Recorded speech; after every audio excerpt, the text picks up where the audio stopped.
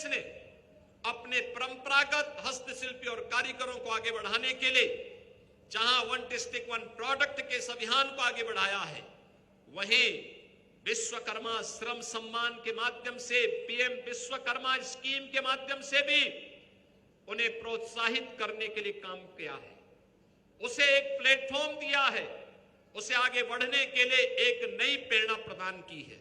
और मुझे प्रसन्नता है कि आज इस सेक्टर से जुड़े हुए जो 16 प्रकार के हमने हस्तशिल्पी और कारीगर चिन्हित किए हैं, इन सभी ने अपने अपने क्षेत्र में नए प्रकार से अपने आप को प्रस्तुत किया है।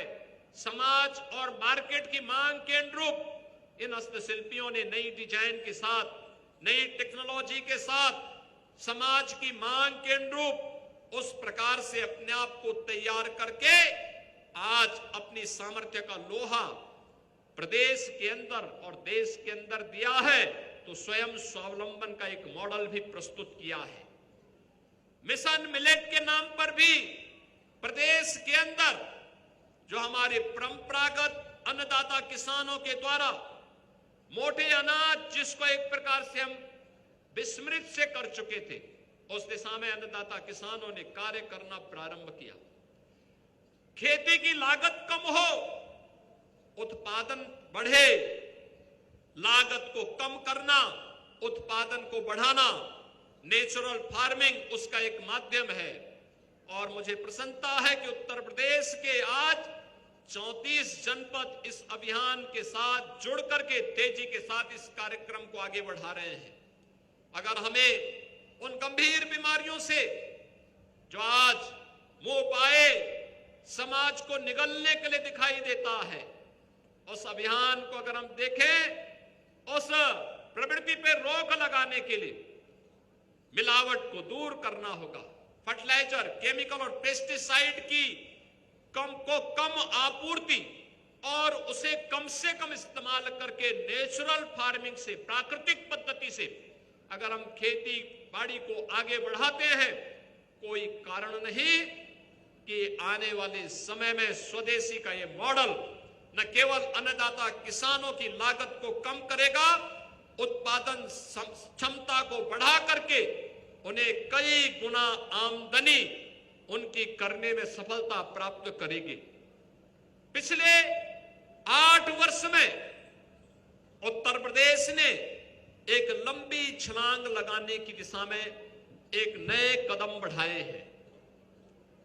हर एक सेक्टर में कार्य किए गए हैं। क्या युवा हो, क्या महिलाएं, क्या अन्नदाता किसान हो या श्रमिक या समाज से जुड़े हुए हर एक तबके के उत्थान के लिए, उनके कल्याण के लिए आज उत्तर प्रदेश हर एक सेक्टर में नए नए प्रतिमान स्थापित करने की दिशा में अग्रसर हुआ है। याद करिए उत्तर प्रदेश के परसेप्शन को बदलने में कितनी बड़ी मदद मिली। आज से 8 वर्ष पहले जिस प्रदेश के सामने अपनी पहचान का संकट था, जहां का युवा अपनी पहचान को छुपाता था, आज हमारा युवा अपनी पहचान को छुपाता नहीं, अपनी प्रतिभा का लोहा देश और दुनिया के सामने मनाता दिखाई देता है।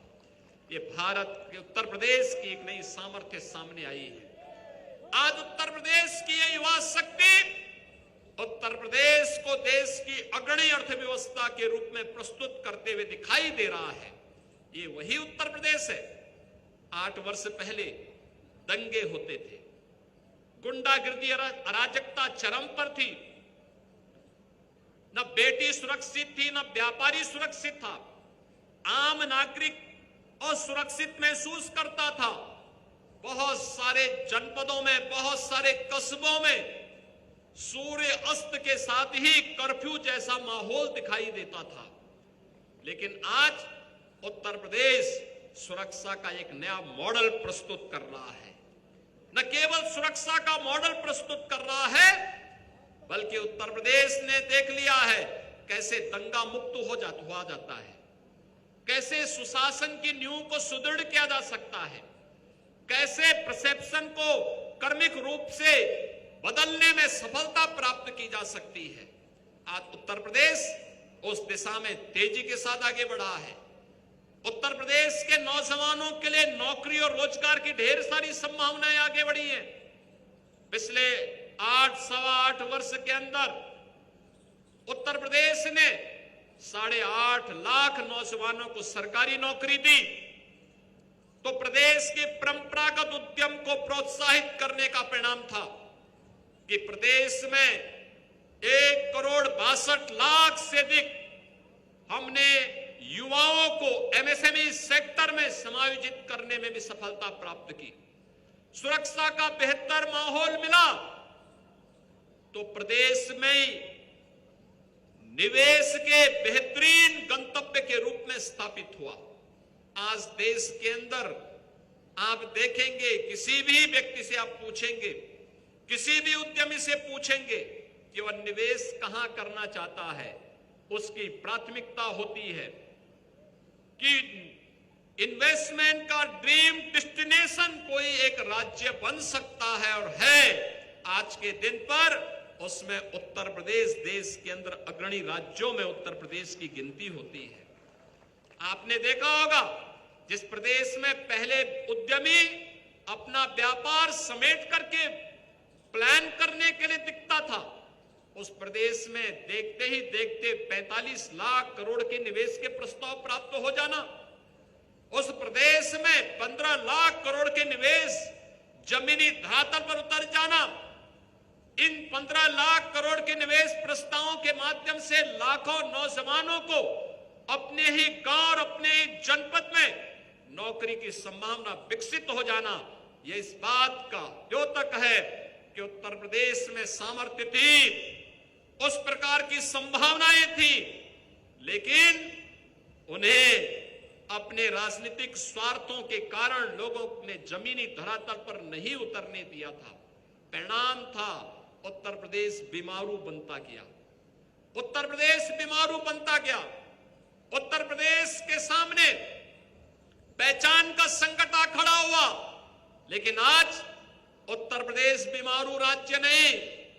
जो उत्तर प्रदेश आज से 8 वर्ष पहले देश की 7वीं अर्थव्यवस्था के रूप में सबसे पीछे की पंक्ति में खड़ा देखा जाता था, आज उत्तर प्रदेश देश की 7वीं नहीं बल्कि दूसरी अर्थव्यवस्था बनने की ओर अग्रसर है। अब दूसरी अर्थव्यवस्था के बाद उत्तर प्रदेश ने जो अपना आगामी लक्ष्य तय किया है, वह लक्ष्य तय किया है प्रधानमंत्री मोदी जी के मार्गदर्शन में उत्तर प्रदेश ने तय किया है 29-30 में उत्तर प्रदेश अगर भारत 2027 में $1 ट्रिलियन की इकोनॉमी बनेगा, भारत $5 ट्रिलियन की इकोनॉमी बनेगा, तो उत्तर प्रदेश भी $1 ट्रिलियन की इस इकोनॉमी को प्राप्त करने के लिए कर्मिक रूप से प्रयास कर रहा है। हमने पिछले 8 वर्ष में कुछ चीजें हासिल की हैं जो आशावर्धक है, लोगों के उत्साह को बढ़ाने वाला है। 8 वर्ष पहले उत्तर प्रदेश की कुल जीएसडीपी केवल 13 लाख करोड़ के आसपास थी।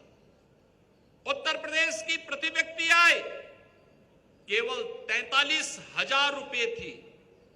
8 वर्ष में 3 वर्ष हमने कोविड जैसी वैश्विक महामारी का सामना करते हुए व्यतीत किए, और सबके बावजूद उत्तर प्रदेश ने इन 8 वर्षों में अपनी जीएसडीपी को बढ़ा करके 32 लाख करोड़ पहुंचाने में सफलता प्राप्त की है।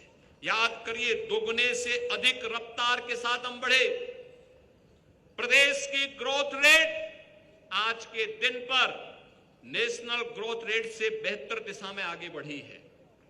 उत्तर प्रदेश की प्रति व्यक्ति आय आज के दिन पर 1,20,000 तक पहुंची है, और आने वाले समय में हमें प्रत्येक सेक्टर में नेशनल एवरेज तक इसे पहुंचा करके उत्तर प्रदेश की उन संभावनाओं को सामर्थ्य में बदलने के लिए एक टीम वर्क के साथ उत्तर प्रदेश वासियों को मिलकर के कार्य करना होगा।